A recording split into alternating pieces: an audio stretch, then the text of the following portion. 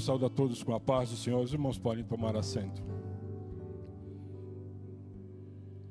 Aos que aqui estão, aos que nos acompanham também pelo YouTube, é uma alegria e uma honra poder, mais uma vez, estar na casa do Senhor, nesta manhã, para compartilhar um pouquinho daquilo que o Senhor tem colocado em nossos corações. E é maravilhoso, pois o louvor já nos eleva, já nos transporta a lugares que realmente só o Senhor para nos dar esse privilégio e fazer-nos sentir aquilo que estamos sentindo nessa manhã. Eu louvo a Deus por isso. Me foi franqueada essa honra de, na manhã deste dia, trazer aqui uma reflexão, trazer aqui uma palavra da parte do Senhor para a igreja. Eu sei que este é o lugar, o dia de hoje, nessa manhã, é o lugar de fala da nossa pastora, mas ela nos conferiu, através da nossa liderança, essa honra de poder trazer algo aos irmãos, né? E ainda mais que hoje nós estaremos aí inaugurando um novo bimestre da nossa temática, né?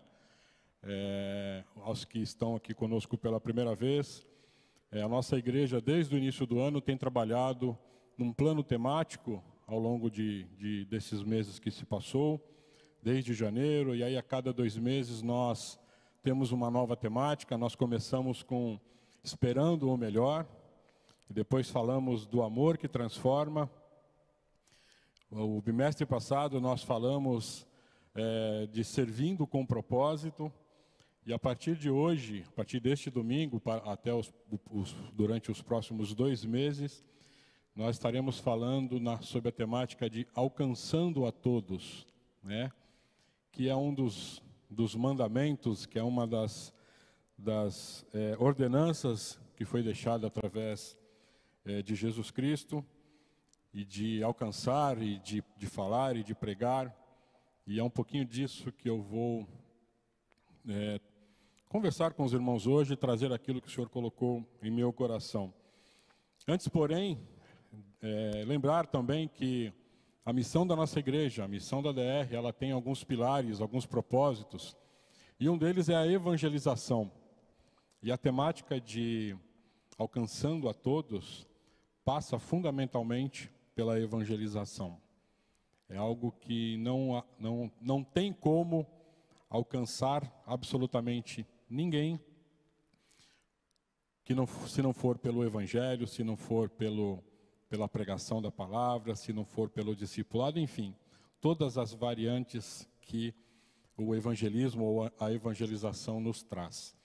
Então, louvo a Deus porque todas essas temáticas realmente têm fundamento e têm feito um mover, tem acontecido algo diferente em nossa igreja, através das ministrações. Nós estamos sendo ministrados de uma maneira incrível durante todo esse tempo. E eu tenho certeza que não será diferente ao longo desse bimestre que agora estamos iniciando. E dentro da temática Alcançando a Todos, eu queria compartilhar nesse tema, e o tema que eu trouxe para falar é Alcançados para Alcançar. Alcançados para alcançar. Eu trago como base o capítulo 3 e o versículo 12 da carta de Paulo aos Filipenses. Eu não vou ler agora, só vou citar e a gente vai ler ali na frente. Porque esse tema Alcançados para Alcançar, ou essa expressão Alcançados para Alcançar, ela, no conceito bíblico, ela se refere exatamente à nossa missão aqui, né? A missão de que, se você está aqui hoje, é porque você foi alcançado, né? E o fruto desse alcance não é para ficar apenas aqui, entre essas quatro paredes. Ela tem algo muito especial que nós devemos fazer, né? E os ensinamentos do nosso maior mestre Jesus Cristo é que nós retribuímos ou passamos adiante aquilo que nós alcançamos. Nós recebemos isso de graça. E de graça devemos distribuir aquilo que nós alcançamos. E foi através do Evangelho, foi através das boas novas de salvação que fomos alcançados, né? E essa reflexão de hoje vai falar um pouquinho conosco a respeito desse alcance, dessa graça que recebemos e para que a recebemos, né? Antes, porém, de entrar especificamente nesse tema, eu queria fazer aqui uma linha do tempo, né? Ou como os marqueteiros de plantão gostam, ou aquela linguagem mais atual, um storytelling, né? Ou seja, uma linha do tempo, alguma coisa que você tenha um início e você vai comunicando essa história ou esses fatos ao longo de um período, né? E aí vem a primeira pergunta que eu faço a todos nós. Por que hoje, dia 13 de julho de 2025, que horas são agora? 10h30. Por que nós estamos aqui hoje? Adorando, sentindo a presença do Senhor, ouvindo louvores tão lindos. Já estudamos, já tivemos a nossa aula na Escola Bíblica Dominical. Você já levantou, alguns já tomaram o seu café, já oraram, né? Por quê? Alguém já se fez essa pergunta? Né? Se fez, talvez você tenha encontrado a sua resposta, né? Porque existe um plano. Existe um plano. Plano esse que foi feito lá na eternidade, onde ainda nada do que a gente conhece, ouviu, havia sido feito. Um plano original, um plano eterno, que foi nada mais, nada menos do que concebido pelo Deus, o Pai da eternidade. Por aquele que antes de que qualquer coisa existisse, já existia. Por aquele que, por intermédio da sua palavra, por intermédio da sua mão, das suas mãos, tudo que nós conhecemos se fez existir. Tudo Ele criou, tudo Ele formou. E esse plano é original porque não existe um outro igual. E é eterno porque foi feito por Deus. E um dos atributos do Senhor é que Ele é eterno. Nosso Deus é eterno. Quando lá, no comecinho da Bíblia, no Gênesis, no Bereshit, quem está fazendo informação teológica, né? Ouviu bastante o Bereshit, né? O início de todas as coisas, né? Gênesis capítulo 1, versículos 26 e 27. Consegue me ajudar aí, Pedro?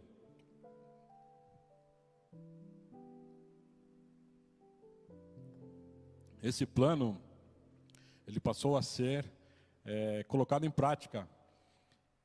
Gênesis capítulo 1, versículo 26. Então Deus disse, façamos, ou seja, Deus estava ali ao lado, provavelmente, ou com certeza, do seu Filho e do Espírito Santo. Aqui é a Trindade presente. Façamos na arque, por favor. Na arque, por gentileza, com a permissão do nosso pastor. Isso. E disse Deus: façamos o homem à nossa imagem, conforme a nossa semelhança, e domine sobre os peixes do mar, e sobre as aves dos céus, e sobre o gado, e sobre toda a terra, e sobre todo o réptil que se move sobre a terra. O 27. E criou Deus o homem à sua imagem, a imagem de Deus o criou, macho e fêmea o criou. Estava aí o plano de Deus, de criar o homem conforme a sua imagem, de acordo com a sua semelhança. E esse plano era de que o homem tivesse a sua vida de forma eterna também, e que ele pudesse compartilhar com essa criação a eternidade, né? Esse era o plano original, esse era o plano de Deus para a sua criação, né? E Deus, pela sua onisciência, sabe de todas as coisas. Ele conhece todas as coisas, antes mesmo de elas acontecerem. Ele sabia que você estaria aqui hoje. Ele sabia que nós estaríamos aqui hoje, louvando a Deus, servindo a Ele, adorando a Ele. Esse era o plano, né? Talvez a principal característica desse plano era esse relacionamento, era ele estabelecer esse relacionamento dele com a sua criação, né? E além dele criar Deus, ele falou que o homem governaria, que essa sua criatura governaria sobre tudo aquilo que ele havia criado. Só que nesse momento, e aí Deus cria ali o jardim do Éden, põe aquelas maravilhas à disposição do homem. Deus, enfim, tem todo ali o enredo da criação, e ele coloca o homem nesse jardim. E nesse jardim ele coloca árvores frutíferas, enfim, ele coloca tudo à disposição da sua criação. E ele coloca o homem ali. Só que ali ele fala: olha, só que de uma dessas árvores você não poderá tocar ou comer, porque se assim vocês fizerem, vocês morrerão. Vocês terão uma consequência bastante danosa, né? E aí vem aquilo que eu gostaria de falar nesse momento. Esse plano, ele encontra o seu primeiro obstáculo. Qual é o primeiro obstáculo? O pecado. E aí lá em Gênesis, quando o homem toma o fruto da árvore e come, ou a mulher depois dá ao homem e come, Deus chama a conversa com Adão e Adão fala: Senhor, eu fugi da tua presença porque eu estava nu, né? Mas como você estava nu? Você comeu do fruto da árvore que não era para comer? Foi a mulher que tu me deste que me deu de comer. Aí a mulher olhou para a serpente, mas foi a serpente que falou que eu podia comer. E aí vem realmente Gênesis 3:15, né? Quando o Senhor diz para aquela serpente, pode colocar para mim, Pedro, por favor. Aqui está o primeiro ato do Senhor naquilo que o seu plano eterno estabelecia. Dizendo o Senhor para aquela serpente, e que aí está a pessoa do nosso inimigo, do nosso adversário: e porém inimizade entre ti e a mulher, entre a tua semente e a sua semente. Esta te ferirá a cabeça, e tu lhe ferirás o calcanhar. Aqui Deus já estava mostrando para a humanidade que o seu plano, o plano eterno que ele havia criado, ele não ia perder. O seu plano estaria mantido. Só que esse homem, teria consequências. E essas consequências, eu fiz aqui um resuminho bem rápido, de um enredo, né, desse ato, dessa desobediência cometida por esse homem. E aí vem todo um enredo, onde Deus busca, através da história, resgatar, trazer de volta essa coisa que havia se desligado, que havia se rompido, esse relacionamento do homem com Deus. De Adão, o primeiro homem, até Noé, E aqui eu vou separar algumas partes, não se atenham aí à cronologia propriamente dito, mas eu vou seguir aqui um enredo que fica claro dos irmãos entenderem. De Adão até Noé. E aí chega uma hora que a coisa está tão ruim, e se os irmãos já leram, a corrupção, o pecado, a transgressão do homem chegou a um ponto tão perverso, que Deus, lá em Noé, ele resolveu resetar. Falou, eu preciso começar tudo de novo, porque o meu plano, ele precisa ter uma linha e ele precisa seguir. Só que da forma com que está, a gente não vai conseguir. Aí vem o dilúvio, um juízo de Deus, e começa tudo de novo. O plano de Deus de estarmos com Ele durante toda a eternidade, de vivermos ao lado do Senhor de toda a eternidade. Aí Noé começa mais uma vez a empreender esse plano, Noé e sua família. E o tempo vai avançando. Aí vem a Torre de Babel, onde as pessoas acabam se espalhando pelo mundo todo através da confusão das línguas. Chegamos lá em Abraão, onde Deus chama Abraão, fala: Abraão, sai do meio da tua terra, do meio da tua parentela, e vai para uma terra que eu vou te mostrar, né? E eu vou fazer de você uma grande nação, e vou abençoar aqueles que te abençoarem, e vou amaldiçoar aqueles que te amaldiçoarem. E Abraão cumpriu a ordem do Senhor, e todos nós conhecemos, né, a história de Abraão. Abraão tinha aproximadamente 75 anos, né? E Abraão era casado com Sara, e Sara era estéril, não podia ter filho. Como é que eu vou ser pai de uma grande nação se a minha mulher não pode gerar? Os irmãos conhecem muito bem a história, né? E aos 100 anos, Sara gera Isaac, né? Estava ali sendo cumprida o início do cumprimento da promessa do Senhor fez a Abraão. Imediatamente o Senhor pede Isaac a Abraão em sacrifício, né? Como eu serei um pai de uma grande nação, e se Deus está pedindo o meu filho, que é o meu herdeiro, que é quem vai propagar a minha posteridade?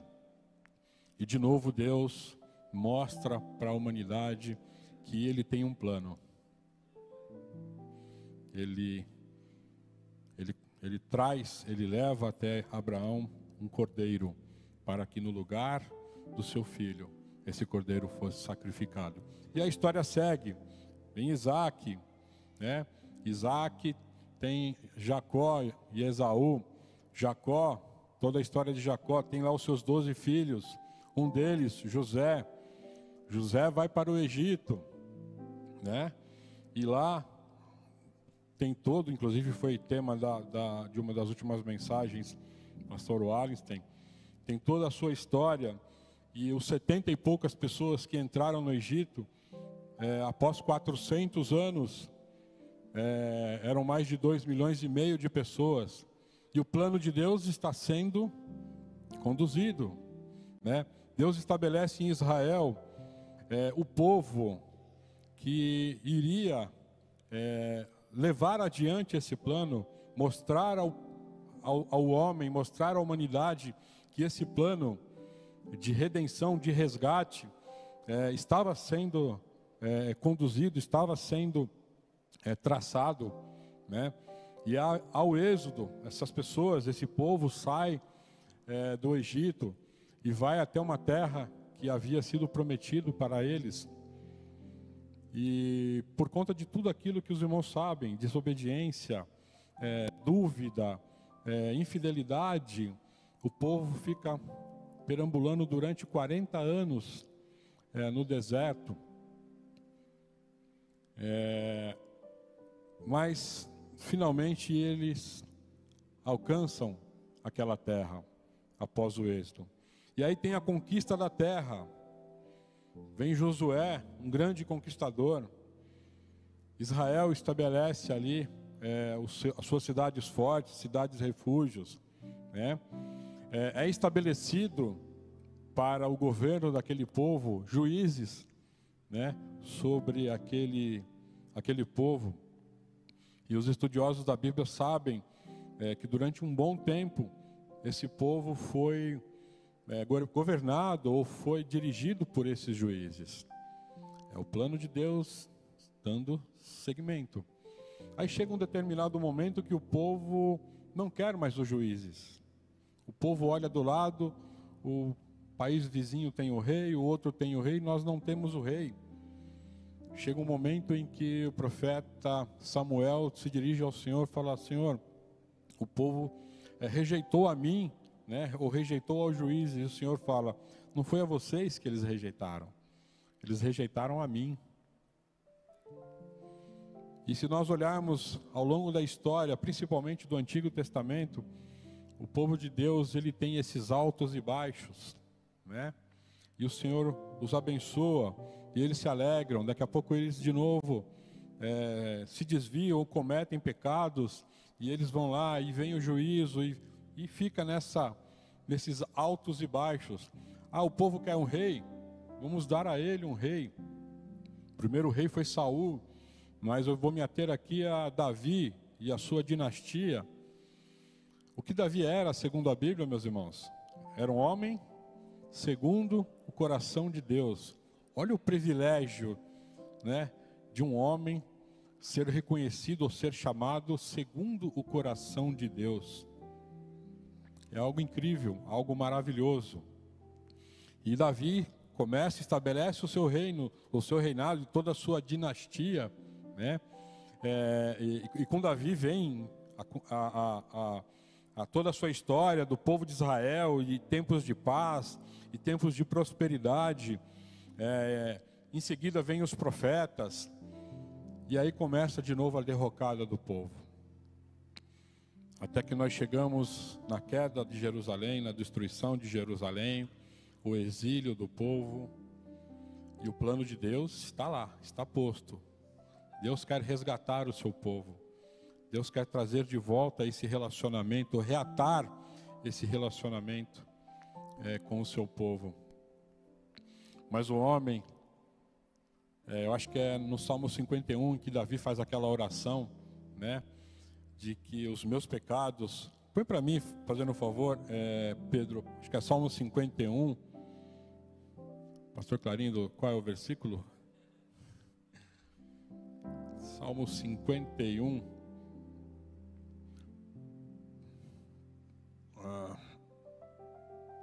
Tem misericórdia de mim, ó Deus, segundo a tua benignidade.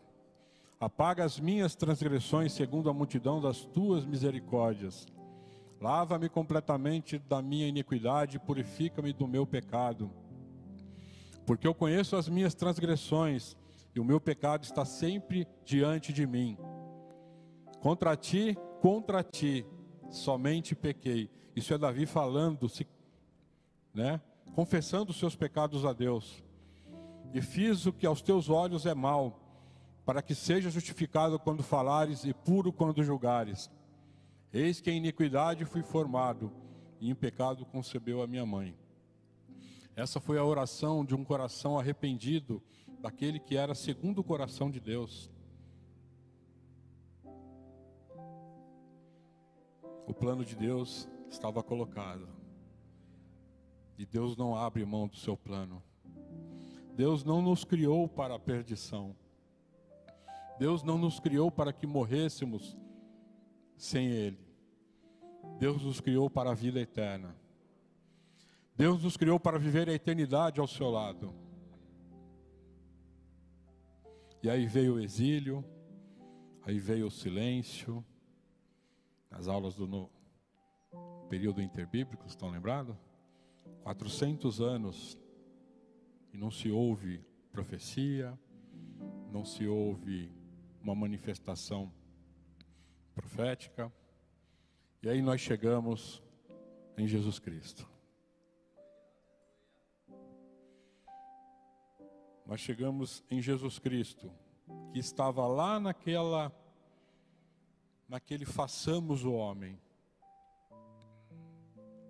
Foram aproximadamente 2000 anos em que Deus agiu através do homem tendo Israel como esse centro, ou como esse elemento de tentativa de mostrar ao homem o seu plano, buscando resgatar, buscando trazer de volta o homem ao plano original. Mas como foi lido aqui, o homem foi incapaz de cumprir, ou de religar esse relacionamento, de ter de volta esse relacionamento. E com essa insuficiência e com essa incapacidade, Cristo, lá da eternidade, ele se despiu de toda a sua glória, de toda a sua majestade, e disse: eu farei, eu serei o sacrifício que vai permitir religar, que vai permitir que o plano eterno continue estabelecido. Eu serei esse que estarei diante de Deus para resgatar a nossa criação, para nos resgatar. Romanos capítulo 5, versículo 8. Mas Deus prova o seu amor para conosco em Cristo, morrendo por nós, sendo nós ainda pecadores. João 3,16. Todo mundo, toda criança sabe de cor. A maior prova de amor, porque Deus amou o mundo de uma tal maneira que Ele ofereceu, que Ele deu o seu único Filho, para que todos nós, alvos desse plano, o aceitássemos, que nós pudéssemos ser salvos. E além de salvação, que nós tivéssemos a vida eterna. Agora sim, nós entendemos, ou tivemos aqui uma noção desse plano, o porquê estamos aqui. Porque Deus nos criou, porque Ele tem um plano na vida de cada um de nós. Desde antes da fundação do mundo Ele te conhece. Desde antes de você ser concebido, Ele já sabia que você estaria aqui. E eu não estou falando de predestinação, estou falando da onisciência de Deus. E aí sim, Filipenses capítulo 3, versículo 12, por favor.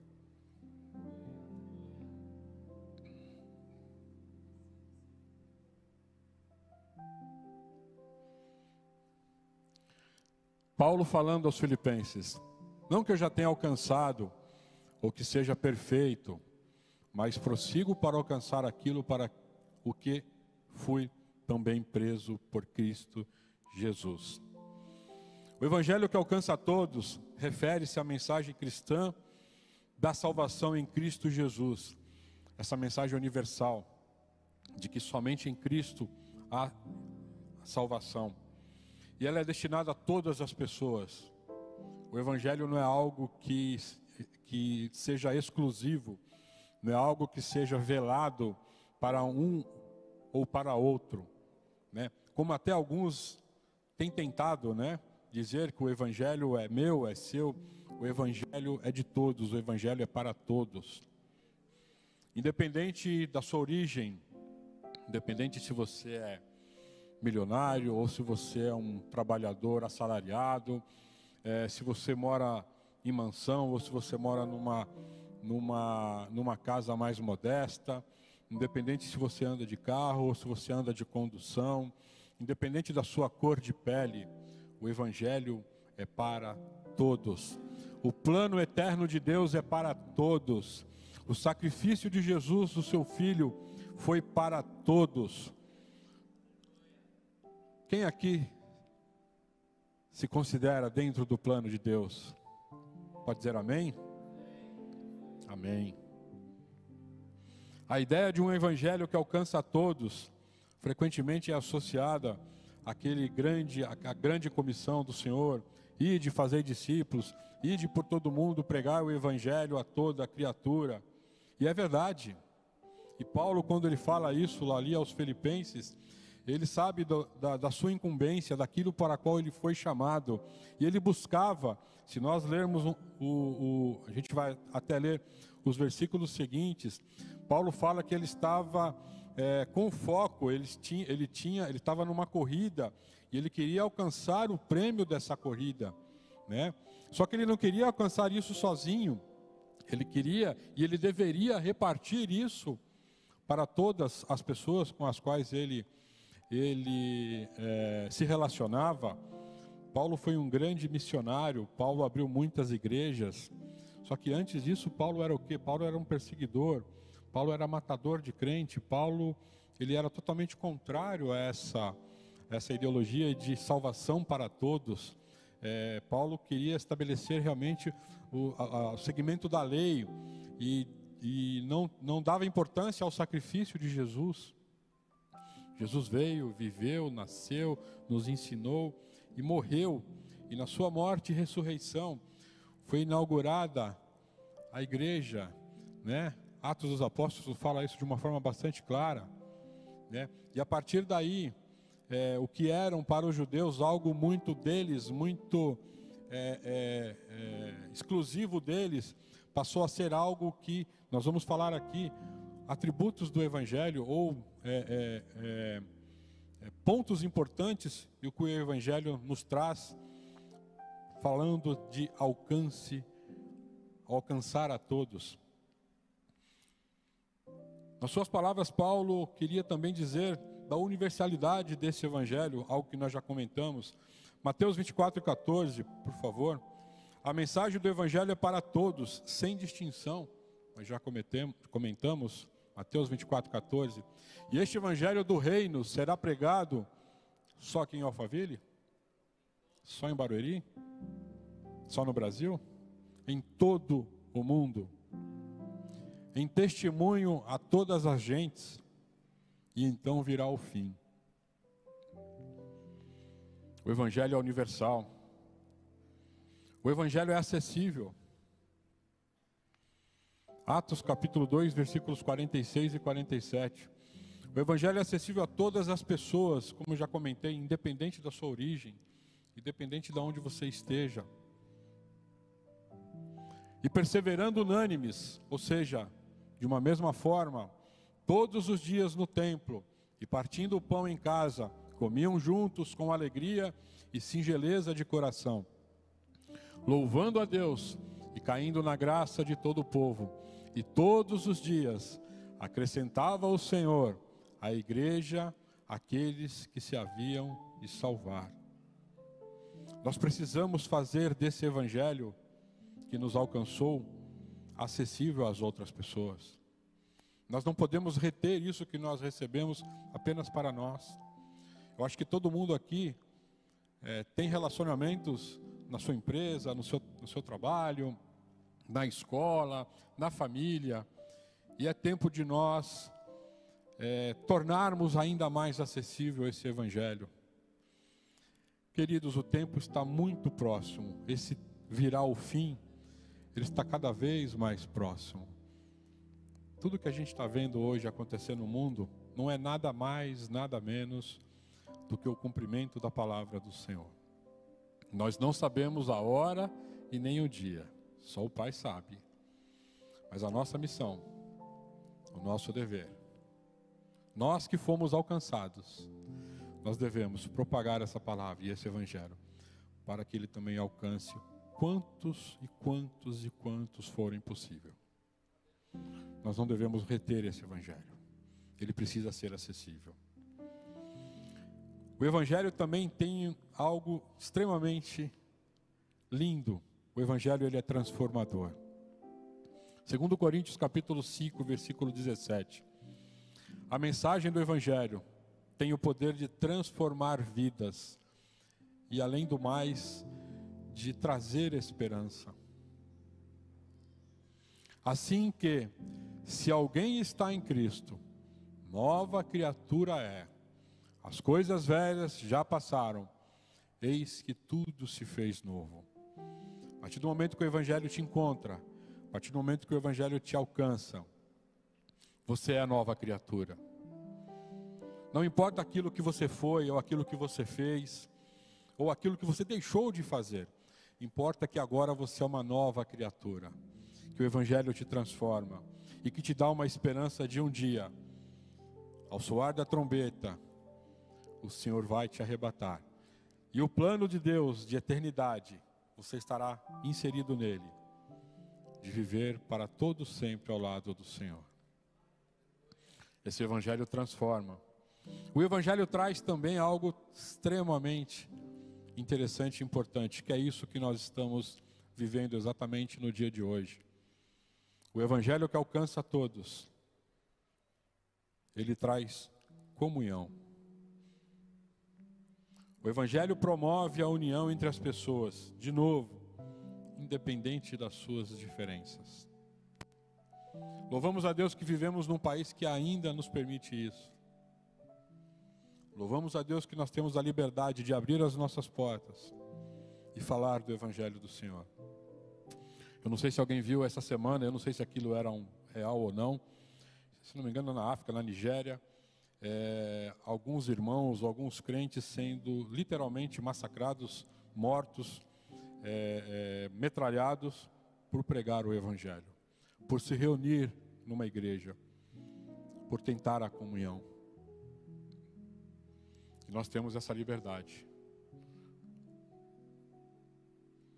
Vamos propagar essa comunhão. Atos capítulo 2, versículos 42 e 43, eu já estou caminhando para o final. E perseveravam na doutrina dos apóstolos, e na comunhão, e no partir do pão, e nas orações. Em cada alma havia temor, e muitas maravilhas e sinais se faziam pelos apóstolos. Essa palavra, ela pode se cumprir em nossas vidas. A nossa comunhão, o nosso partir do pão, nós podemos trazer e alcançar outros e muitos mais. Nós temos os nossos núcleos evangelísticos, nós temos o evangelismo. Então vamos trazer à comunhão esses irmãos ou essas pessoas que ainda não foram alcançadas. Paulo sabia que o seu propósito, que o propósito da grande obra ou da grande incumbência que ele havia recebido era levar esse evangelho a muitos lugares. E quem conhece e estudou a vida de Paulo sabe o quanto ele realmente fez isso nas suas viagens missionárias. Mesmo estando preso, Paulo estava evangelizando, Paulo estava levando a palavra do Senhor, levando essas boas novas às pessoas através de suas cartas. Ele se mantinha focado no alvo e na corrida de alcançar a tantos quantos fosse possível. Filipenses capítulo 3, versículo 13 e 14, Pedro.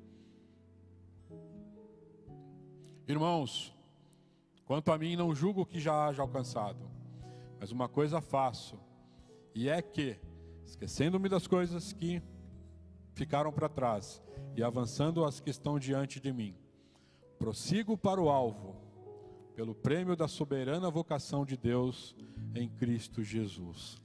Paulo tinha muito claro qual era o seu alvo. Era a vida eterna. Paulo entendeu o plano eterno. Ele sabia que o plano de Deus é a vida eterna. E ele não poderia guardar aquilo com ele.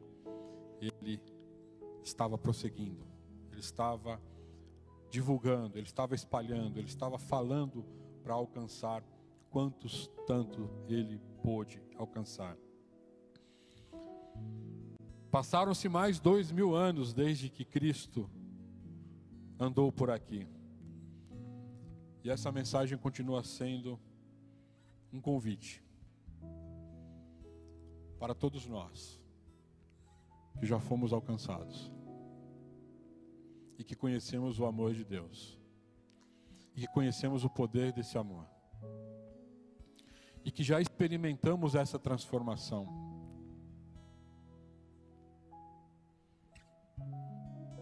que já sabemos o que o Evangelho pode proporcionar para cada um de nós.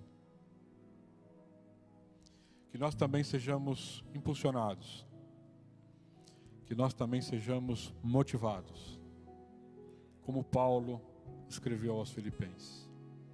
Que tenhamos o nosso foco na vida eterna.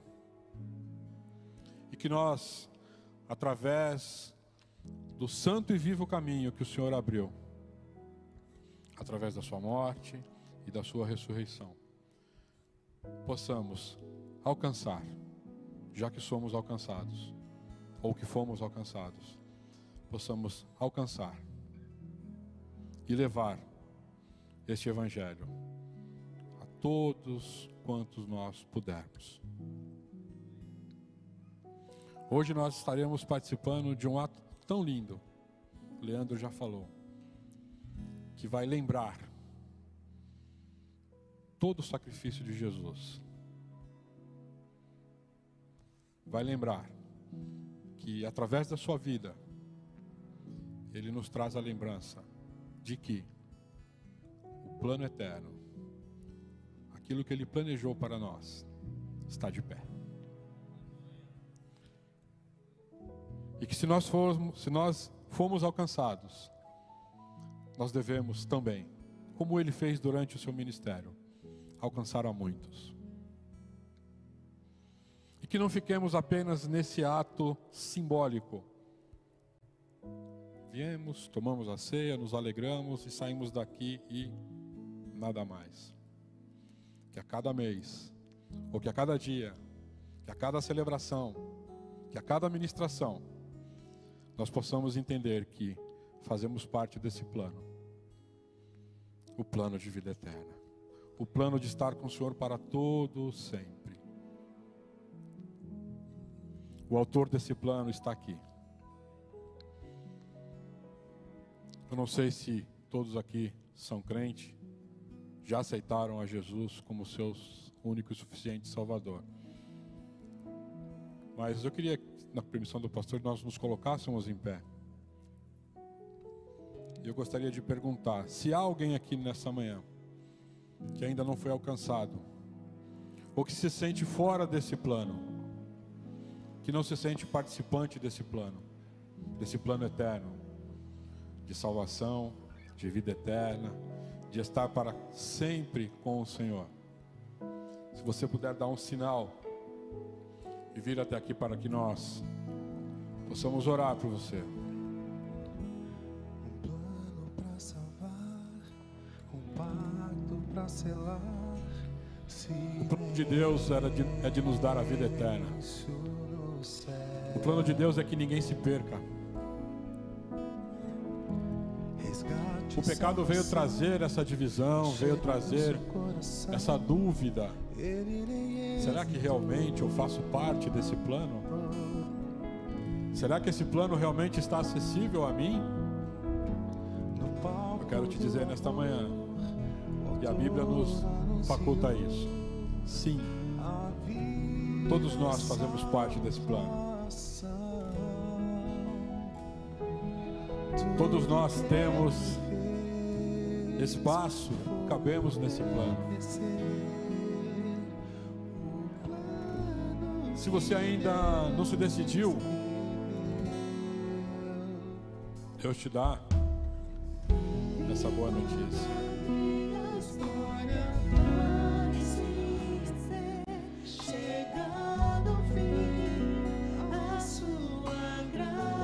Pode ser também que alguém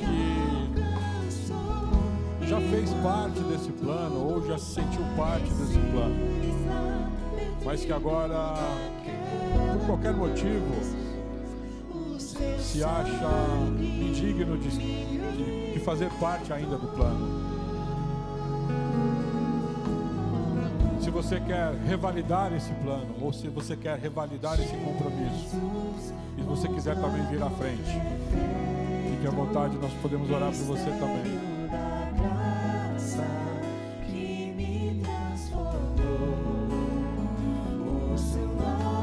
Eu louvo a Deus porque esse Evangelho, esse plano eterno, que que ao longo desses quase 4.000 anos, Ele não mudou absolutamente nada. O seu plano original de salvar o homem e de estar com o homem por toda a sua criação, que estivéssemos com Ele por toda a eternidade, Ele se mantém até hoje. Não há variação. Nós mudamos, nós às vezes duvidamos, mas o plano de Deus não muda. Nele não há sombra de variação, nele não há dúvida. Ele usa assim algumas estratégias, mas o seu plano original está mantido.